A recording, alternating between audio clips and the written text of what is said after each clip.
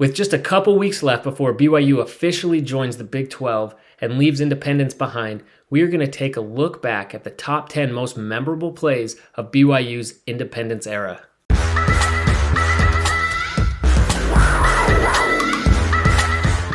Welcome to Saturday's Warrior, where we talk all things BYU, Big 12, college football, realignment, and sports in general. And as we get started here, if you could give the video a like and subscribe to the channel, it's free for you and it helps us a ton. And as we get started now, before we get into the top 10, we want to look back at two plays during Independence era that we want to give honorable mentions to. So let's look at it.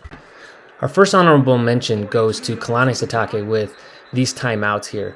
Now, it looks like normal icing of the kicker, which this won't even be allowed anymore with the new rule changes that you can't call back-to-back timeouts. But because he has all three timeouts, he calls these first two, gets the kicker thinking, doesn't let him get a practice kickoff. I hate it when they do that.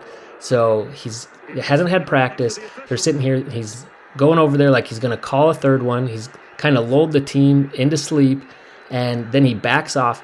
He doesn't call that third timeout. And then it goes like this.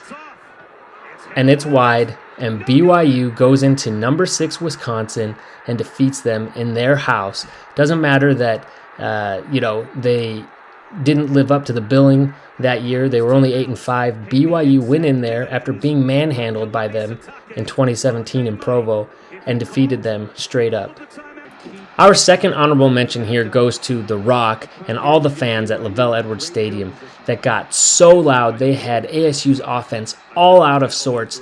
And on this one drive, they had not one, not two, not three, but 4 false starts, as well as some solid defense from BYU that forced ASU to punt, giving it back to BYU, allowing them to seal the win. It was their third straight win against the Pac-12 team. They, of course, in 2021, they went 7-0 against the Pac-12, and this was just an insane atmosphere. I wish I could have been there. I wish the crowd was that crazy when I was at BYU. This is just wild. I love it. This is going to be a great advantage as BYU moves into the Big 12.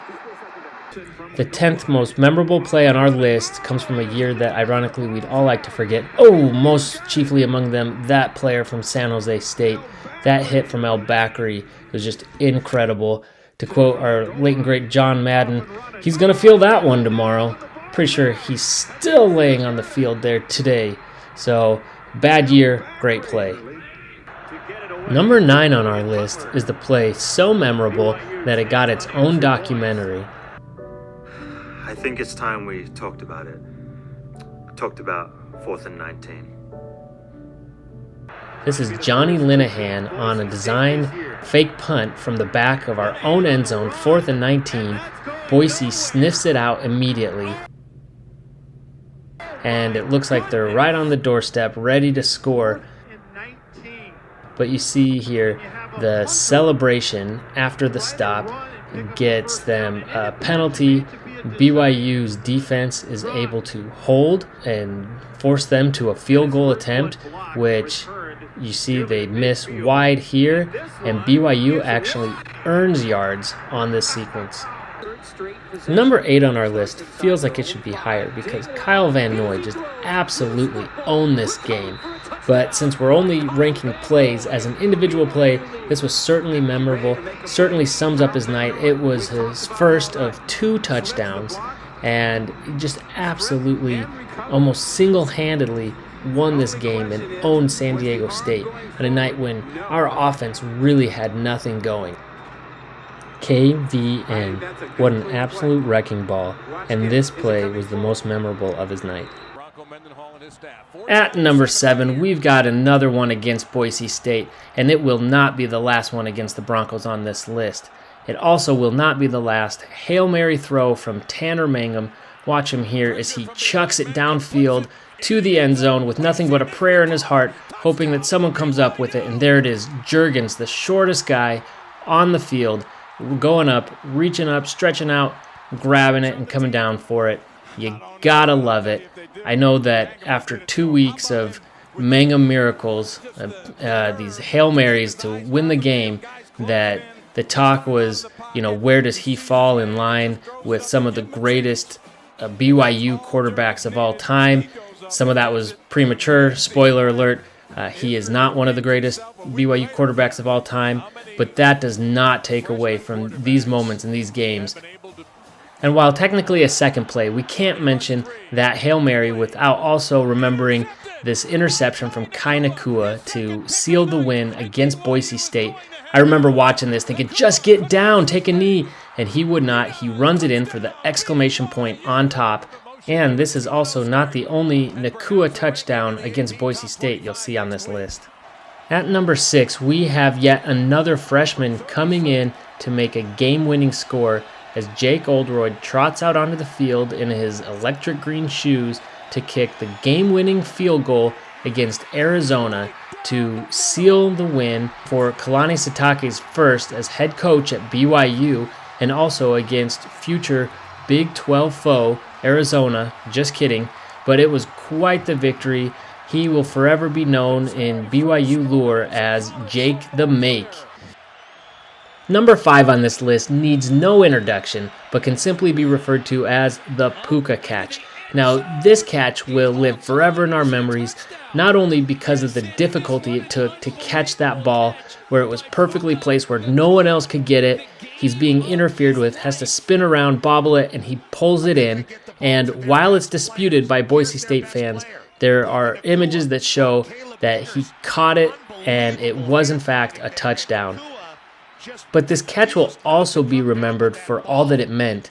Yes, not only did it help BYU win this game, but it really helped BYU end a skid and save its season so we could make a bowl game. And it also ensured that BYU would end the independence era winning games against its 3 biggest rivals. At number 4, we have one of the greatest plays I have ever seen, and even though it starts off with a disastrous interception that could have potentially lost BYU the game, we see Tyler Algier not give up and with incredible speed chases down the defender and manages to punch out the ball. And because Jaron Hall is also chasing down the play, he gets there before any of the defenders. And while there's a loss of yardage, because it changed possession, it's still a first down, and most importantly, you stop Arizona State from getting that touchdown. It's just so incredible. And it also goes to show that the fact that this is number 4 on our list, just how many plays we've been blessed to watch of this caliber as BYU fans over the years. At number 3, we have BYU going into Tennessee to steal the win with some last-minute heroics as BYU is backed up against the end zone and running out of time. Zach Wilson makes this bomb all the way to Micah Simon, who somehow gets behind the defense and is able to run it down to the 15 and set up what becomes a game-tying field goal.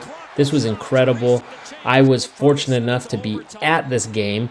I was stupid enough to buy tickets right by the Tennessee student section, but nonetheless, they were wild, they were loud. It was an incredible venue, but at this moment, I know you hear all the cheers from the BYU section, but from where I was, it got quiet, and it was fantastic. At that point, we went and found a section of BYU fans to stand with for the rest of the game to avoid getting anything thrown at us. And then the field goal, I thought it missed. I heard Tennessee fans cheering, but I saw them signal that it was a field goal. I didn't know what was going on, but we tied it and came away with the win.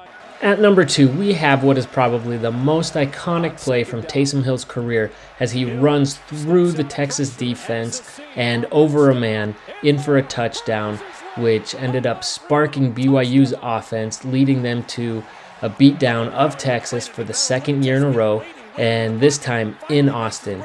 And yes, Texas ended up with a losing record, but it doesn't matter. It doesn't have to be another beatdown, but I would love to see us extend the streak this year.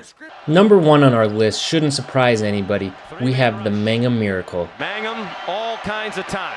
Steps into the throw, in the wind, down to the goal line, and caught!